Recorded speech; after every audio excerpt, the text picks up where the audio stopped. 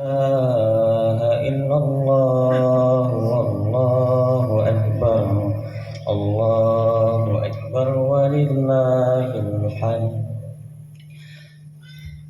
Alhamdulillahilladzi arsala rasulahu bil huda wa dinil haq liyudhhirahu ala dini kullih walau karihal musyrikun walau karihal kafirun walau karihal munafiqun. Asyhadu an la ilaha illallah wa asyhadu anna Muhammadan abduhu wa rasuluh la nabiyya wa la rasulahu ba'dah. Allahumma shalli wa sallim wa barik ala Muhammad wa ala alihi wa ashabihi wa man tabi'ahum bi ihsanin ila yaumil qiyamah. Yang saya hormati para pendiri Muhammadiyah di Desa Anjugo, para sesepuh, para masyayikh dan alim ulama yang ada di desa ini, karena sudah menjadi sesuatu hal yang patut untuk saya ucapkan, karena menghormati ahli ilmu itu merupakan sesuatu hal yang baik, yang mulia, karena ahli ilmu itu makomnya tinggi. Karena ilmu sendiri itu pada ujungnya akan membawa ahlinya, membawa orang yang memiliki ilmu pada makom yang paling tinggi. Dikatakan dalam salah satu kitab, al-ilmu balagha qauman ila dirwati syarafi. Ilmu itu akan membawa ahlinya, akan membawa orang-orang yang memilikinya pada tingkatan dirwah, itu tingkatan makom, asyaraf, syaraf itu mulia. Sehingga orang-orang yang berilmu itu sudah sepatutnya untuk kita letakkan di posisi yang paling mulia. Dan beberapa riwayat bahkan Nabi itu pernah bersabda, ahli-ahli ilmu itu makamnya itu hampir sama seperti aku, seperti Nabi Muhammad SAW. Dan pada kesempatan kali ini saya tidak lupa untuk mengucapkan terima kasih kepada penyelenggara atau kepada Masjid Al-Muttaqin dan seluruh panitia yang menyelenggarakan mempersiapkan Idul Adha ini, karena sejujurnya kula niki marem Bapak Ibu sekalian kalau diminta seperti ini. Senengnya bukan karena apa-apa, tapi senengnya karena dengan hal ini saya bisa berbagi ilmu atau bisa sharing, karena dikatakan tadi bahwa ilmu itu akan membawa ahlinya pada tingkatan yang paling mulia. Dan saya tadi lupa bahwa dikatakan juga dalam salah satu kitab, menghormati, intinya redaksinya itu man layak takid.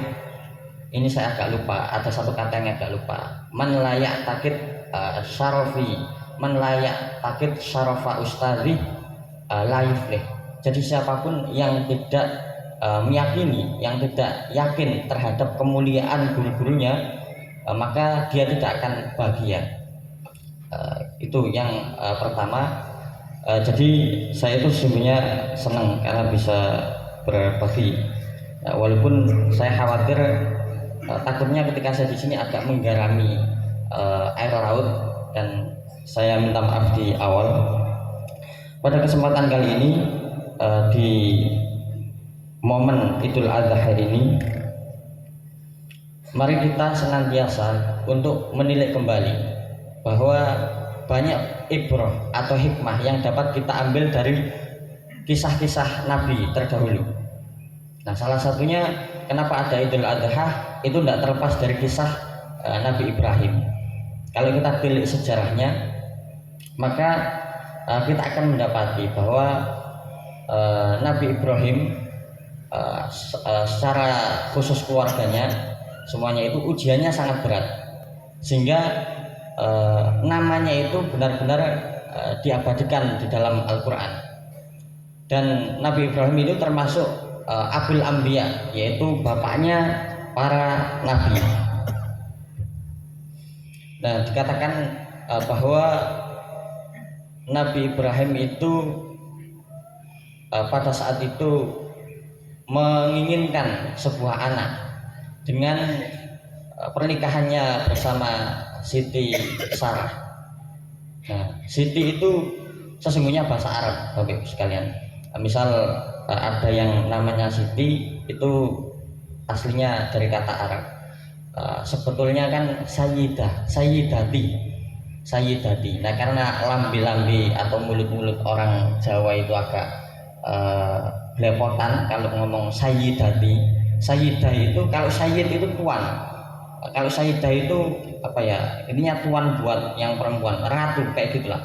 Sayyidah. Nah, sehingga orang Jawa ngomongnya Siti gitu aja. Ya kan gak jauh, tapi memang ya itu asalnya Sayyidati, jadi Siti.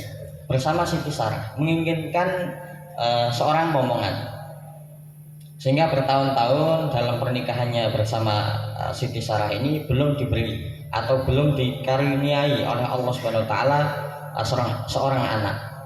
Maka Nabi Ibrahim itu berdoa, dikatakan doanya itu dalam Al-Qur'an, Rabbi habli minas sholihin.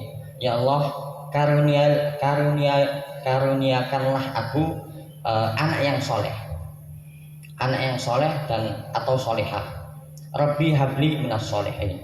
Di usianya yang ke 80-an, Nabi Ibrahim itu belum dikaruniai oleh Allah Subhanahu wa taala seorang anak. Nah, kemudian karena Siti Sarah ini sebagai seorang wanita juga memikirkan Nabi Ibrahim karena menginginkan seorang anak, maka mereka berdua ini punya budak namanya Siti Hajar. Maka Siti Sarah ini ikhlas untuk dimadu.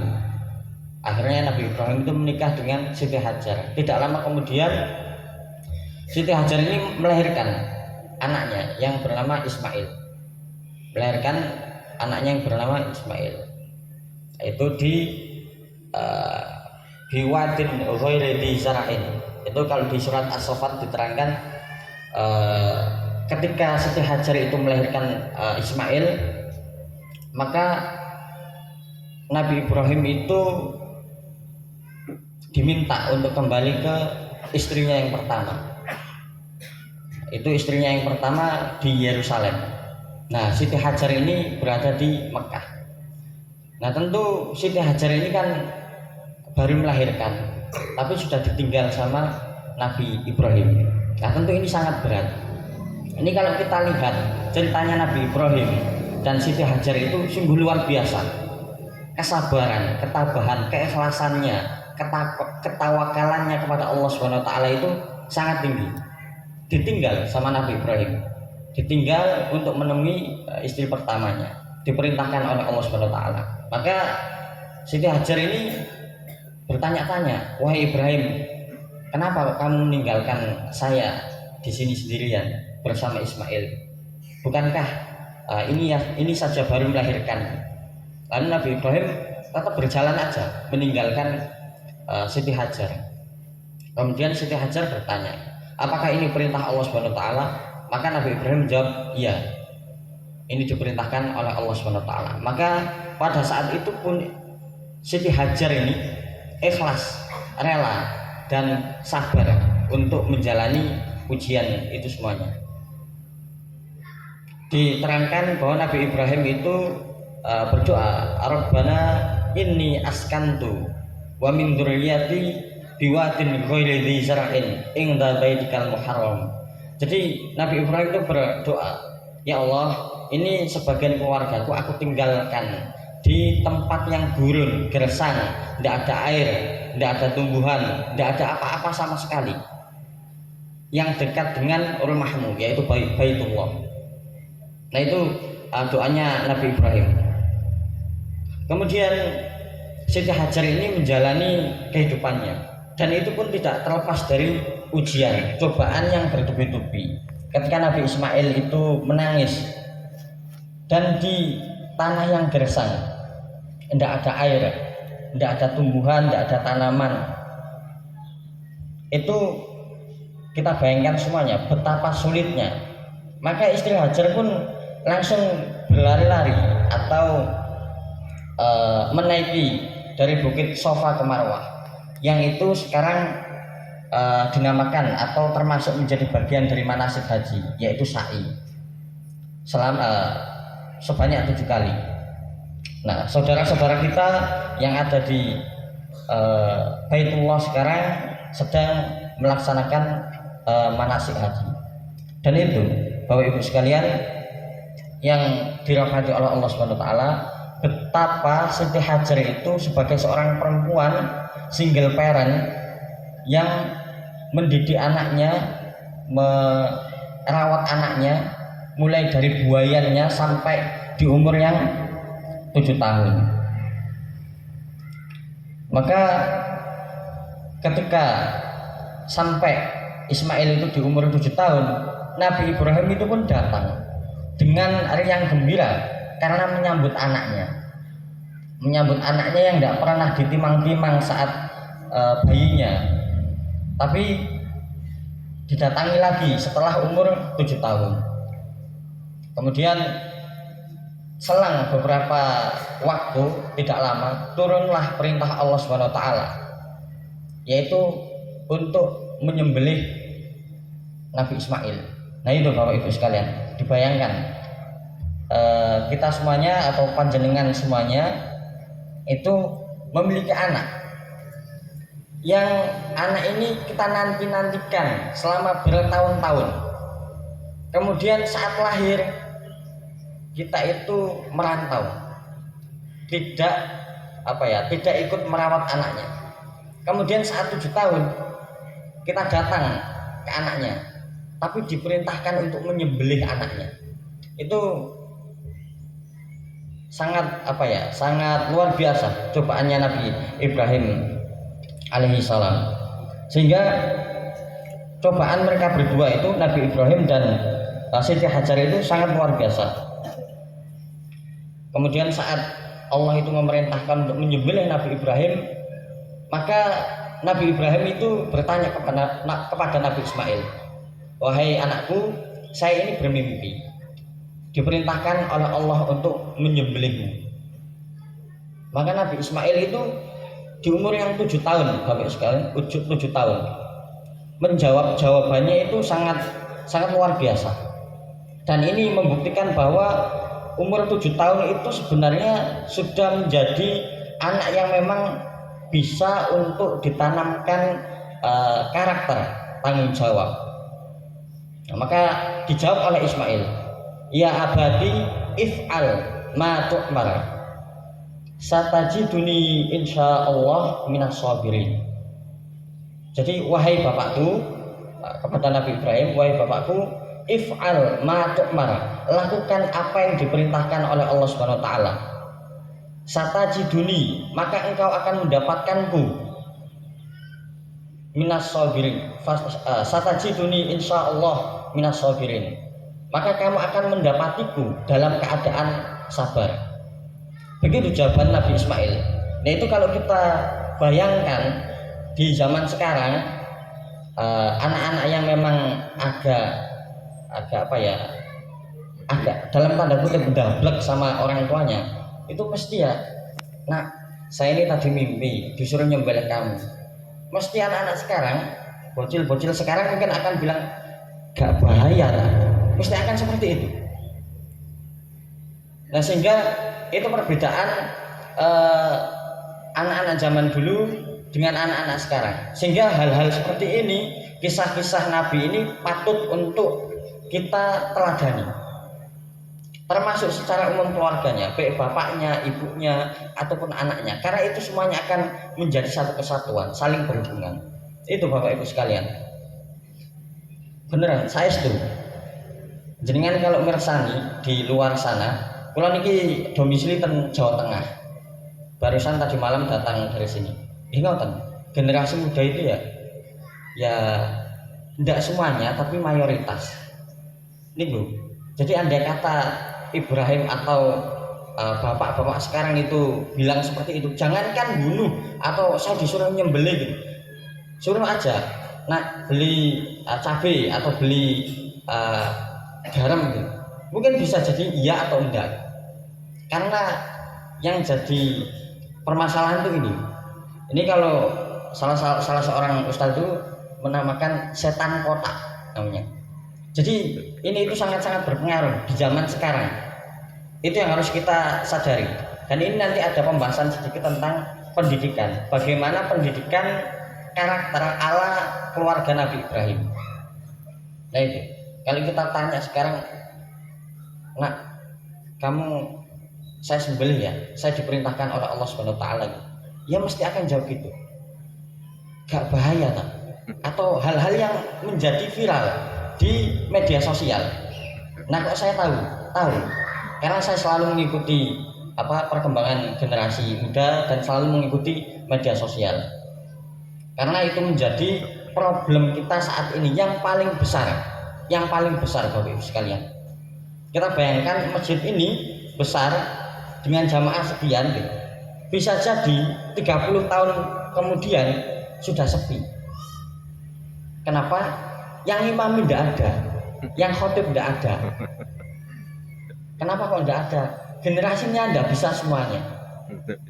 Itu kalau saya di Jawa Tengah itu, ya mungkin ada yang baik, yang bagus gitu. Tapi ya niku fakta, mayoritas itu ya itu agak kurang, jauh dari harapan. Itu yang pertama Bapak Ibu sekalian, masyarul muslimin rahimani wa rahimakumullah.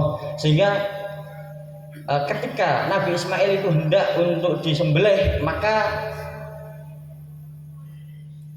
Allah SWT itu menggantinya dengan kambing,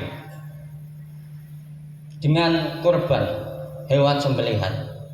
Sehingga inti dari cerita Nabi Ibrahim ini, kita seluruh umat Islam kita saat ini itu Ibrahim. Kita semuanya adalah Ibrahim. Dan setiap dari kita memiliki Ismail. Bisa jadi Ismail itu adalah harta benda kita, jabatan kita, gelar kita, anak kita, kekayaan kita, atau apapun yang kita senangi, kita banggakan di dunia ini. Itu Ismail kita semuanya. Nah Allah Subhanahu wa taala itu sesungguhnya tidak menyuruh Nabi Ibrahim untuk membunuh Nabi Ismail, tapi menyuruh Ibrahim untuk membunuh rasa kepemilikan terhadap Ismail. Karena pada dasarnya setiap apa yang kita miliki di dunia ini adalah milik Allah Subhanahu wa taala dan hanya akan kembali kepada Allah Subhanahu wa taala. Nah, yang saya suka ayat di surat Al-Baqarah. Jadi manusia itu memang mesti akan diuji. Walanabluwannakum bisyai'in minal khaufi wal ju' wa naqsin minal amwali wal anfusi wath thamarat wa basyirus sabirin. Jadi manusia itu semuanya mesti akan diuji. Nah, akhir dari ayat ini itu apa? Wa basyirus sabirin. Kabarkanlah kabar gembira pada orang-orang yang senantiasa sabar. Sapa wong sing senantiasa sabar iki sapa? Sing piye? Nah, maka dijelaskan alladzina idza asabathum musibah qalu inna lillahi wa inna ilaihi raji'un. Yang kalau dia itu ditimpa musibah, yang kalau dia itu dicoba, diuji oleh Allah Subhanahu wa taala dengan cobaan, dengan musibah, qalu, mereka akan seraya berkata, bukan hanya berkata, tapi merenungi, memahami dan berusaha meresapi kalimat inna lillahi wa inna ilaihi raji'un. Sesungguhnya kami milik Allah dan hanya akan kembali kepada Allah Subhanahu wa taala. Sehingga di poin kedua, nilai filantropis niku kebermanfaatan kita kepada masyarakat luas. Nilai filantropis dari kurban itu sesungguhnya ada di aspek sosial, memiliki aspek sosial, yaitu ketika kita berkorban itu kita sama dengan mensejahterakan tetangga-tetangga kita yang mungkin tidak pernah makan daging. Kita benar-benar urun untuk tetangga kita, untuk kemaslahatan bersama dengan daging-daging yang kita niatkan untuk korban. Nah tentu itu akan menjadi amalan bagi orang-orang yang berkorban, sekelilingnya, keluarganya, dan lebih luas daripada itu. Yang kedua, bahwa parenting ala Nabi Ibrahim itu ada 3 poin. Ini kalau cerita mawon. Saya itu merasa hidup saya itu lancar, merasa hidup saya lancar Bapak Ibu sekalian. Bukan karena saya merasa pintar enggak, atau saya merasa apa enggak, tapi yang saya rasa itu ada doa. Nah doanya siapa? Doanya kedua orang tua saya, khususnya bapak saya. Itu yang saya rasakan. Saya itu Bapak Ibu sekalian, saya itu merasa hidup saya lancar. Mau saya di pondok Sendang Agung ataupun di Jawa Tengah, mungkin cobaan masalah itu selalu ada, tapi saya merasa lancar sekali. Nah itu Bapak Ibu sekalian, doa itu satu senjata yang paling ampuh untuk menembus langit. Nah saya merasa selalu lancar kehidupan saya, dan saya merasa itu adalah berkat doa bapak saya.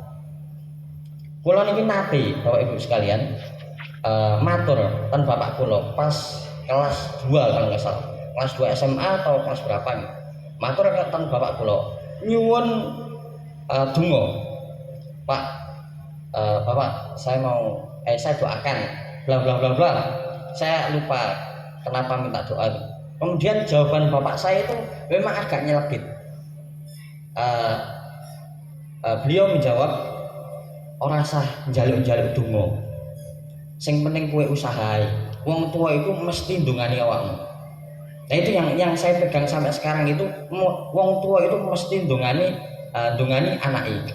Nah itu yang saya yakini bahwa doanya orang tua itu benar-benar mustajab. Saya setuju. Saya dulu itu tidak mau berdiri di mimbar kayak gini atau disuruh imamin. Saya setuju, jujur ini, tidak mau. Saya tidak mau. Kalau matur kan bapak kula, aku mau dadi wong sing koyo alim, kajian mau. Aku pengen dadi wong sing sakarepku dhewe lah. Saya setuju. Jenengan tanggal mawon wonten bapak kula, wonten mboten? Mboten wonten nggih. Mboten. Saya setuju.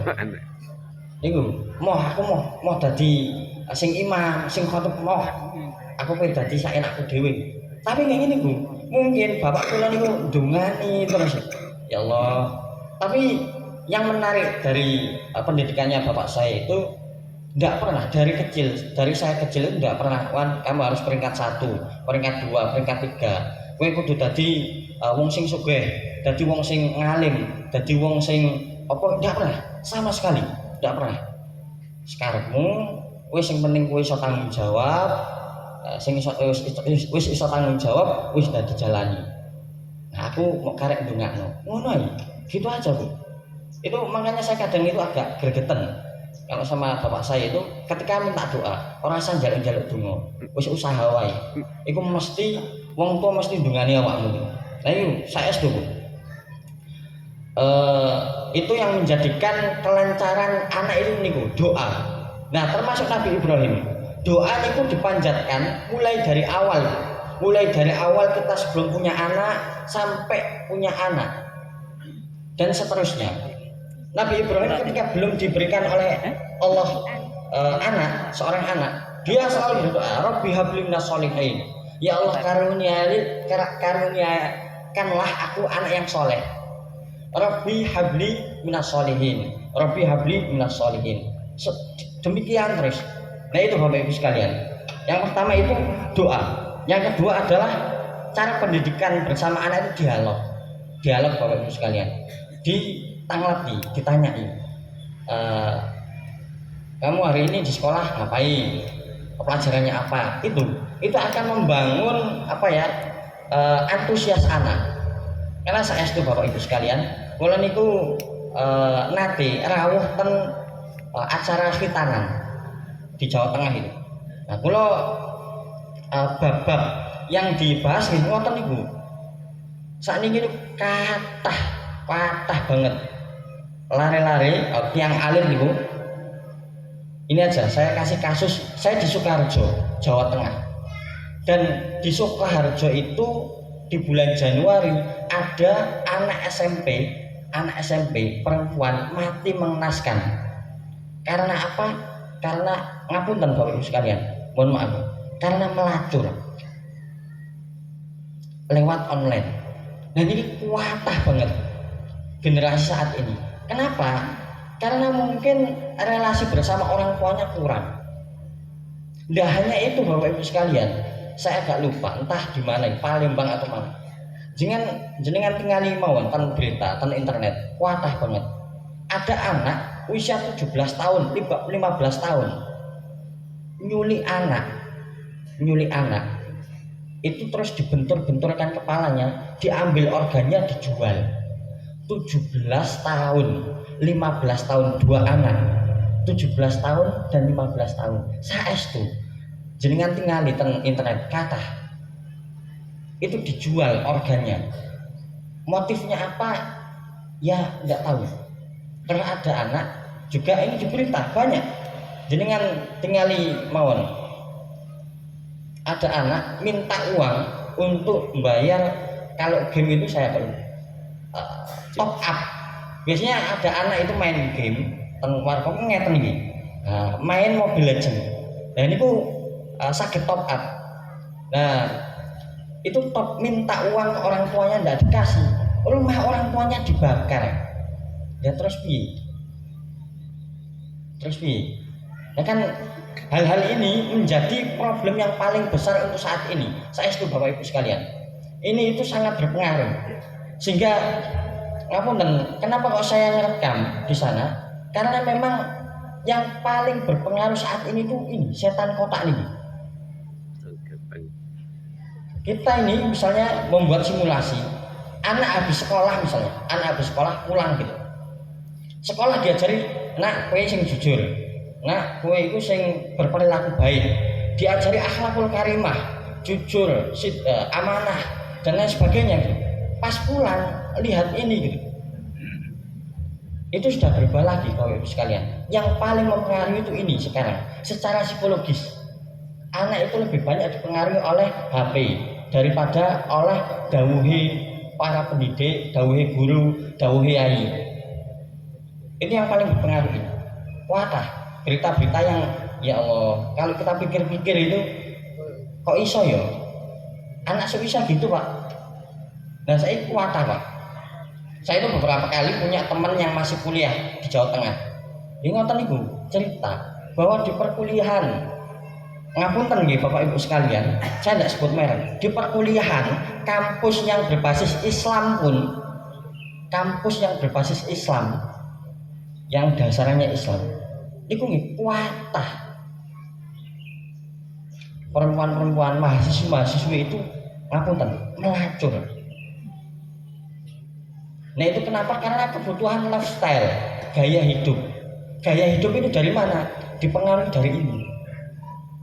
Ada orang upload pakai mobil apa gitu, pengen, tapi keadaannya belum mencukupi. Akhirnya mencari jalan-jalan tikus. Nah sehingga saya jadi ingat banyak hal diajarkan bapak saya waktu saya kecil gitu. Nek dadi wong iku aja besar pasak daripada tiang. Nggak usah besar pasak daripada tiang. Akeh karepe gitu. Lihat temennya yang punya mobil ABC pengen. Nah sehingga harus dipahami keinginanmu itu harus disamakan dengan kemampuan. Itu Bapak Ibu sekalian, dialog. Dan yang terakhir adalah anak itu kita biasakan untuk sedari dini berjuang, berusaha, gigih. Nah itu kita tanamkan. Kenapa? Karena ini di salah satu buku, saya itu membaca di salah satu buku ada cerita. Jadi seorang kiai itu ndawuhi santri ini, kamu itu jadi orang itu harus kayak semangka, jangan kayak kelapa. Santri ini nanya, lah kok ngoten niku Mbah, kenapa? Apa alasannya? Dijelaskan oleh kiainya. Kalau kamu lihat semangka itu dari awal, dari dia itu ditanam, sudah ditanam. Kalau waktunya becek dia itu becek, kalau waktunya kotor ya kotor dan lain sebagainya. Tapi kalau kita belek, seger. Kalau bahasa Jawa Tengah itu seger eram, seger tenan gitu. Nah kalau kelapa itu mungkin banyak manfaatnya. Kulitnya bisa dimanfaatkan, isinya dapat dimanfaatkan, terus duduh itu apa? airnya. Air kelapa nih bisa dimanfaatkan, terus kelapanya juga dimanfaatkan. Tapi kan kalau kelapa kita buka itu ada airnya aja ya, ada airnya, kelihatan airnya aja. Tapi kalau mau kita manfaatkan kelapanya itu butuh diparut dulu. Nah itu ibaratnya anak itu kalau dari awal itu terbiasa nggak enak, terbiasa berjuang, terbiasa gigih, terbiasa berusaha gitu. Nanti insya Allah masa depannya itu akan bagus seperti semangka, ya tinggal dibeleh gitu aja, seger. Nah kalau kelapa itu kita beleh jadi dua, ada airnya aja. Kalau kita mau memanfaatkan kelapanya, kita harus marut dulu, harus kita didik dulu anaknya, kita didik lagi gitu. Karena anaknya selalu ini di atas, kelapa itu kan di atas terus. Nah itu dawuhe salah seorang kiai pada santri-santrinya di salah satu buku yang saya baca. Inti dari khutbah ini adalah bahwa kita harus mampu menjadi Ibrahim. Kita harus mampu membunuh rasa kepemilikan kita terhadap apapun, bahkan terhadap anak. Ingat bahwa Ibrahim itu tidak diminta, tidak disuruh oleh Allah Subhanahu wa taala membunuh Ismail, membunuh Ismailnya, bukan. Tapi diminta untuk membunuh rasa kepemilikan terhadap Ismail.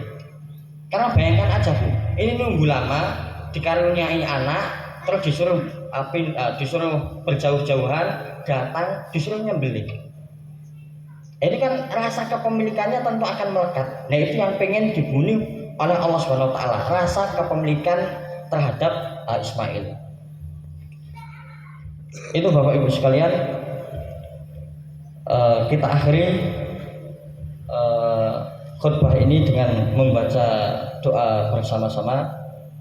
Innallaha wa malaikatahu yusholluna 'alan nabi ya ayyuhalladzina amanu shallu 'alaihi wa sallimu taslima.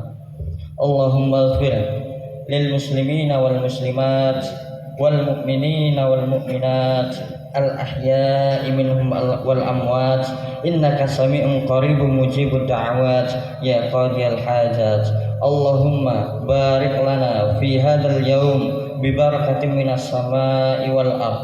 Allahumma barik lana fi hadzal yaum bi barakatin minas sama'i wal ardh. Allahumma barik lana fi hadzal yaum bibarakatin minas sama'i wal ardh. Allahumma inna nas'aluka salamatan fid din wa afiyatan fil jasadi wa ziyadatan fil ilmi wa barakatan fil rizq wa taubatan qabla al maut wa rahmatan 'inda al maut wa maghfiratan ba'da al maut. Allahumma hawwin 'alaina fi sakaratil maut wan najata minan nar.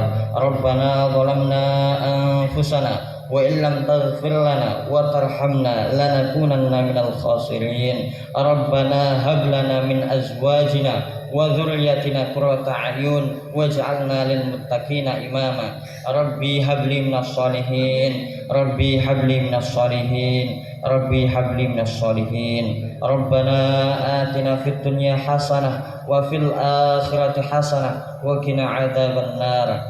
Ibadallah, innallaha ya'murukum bil 'adli wal ihsan wa ita'i dzil qurba wa yanha 'anil fahsya'i wal munkari wal baghi ya'idukum la'allakum tadhakkarun. Fadhkurullahal 'azim yadhkurkum wa la dzikrullahi akbar. Innallaha ya'lamu wa antum la ta'lamun. Akhiran minni wassalamu alaikum warahmatullahi wabarakatuh.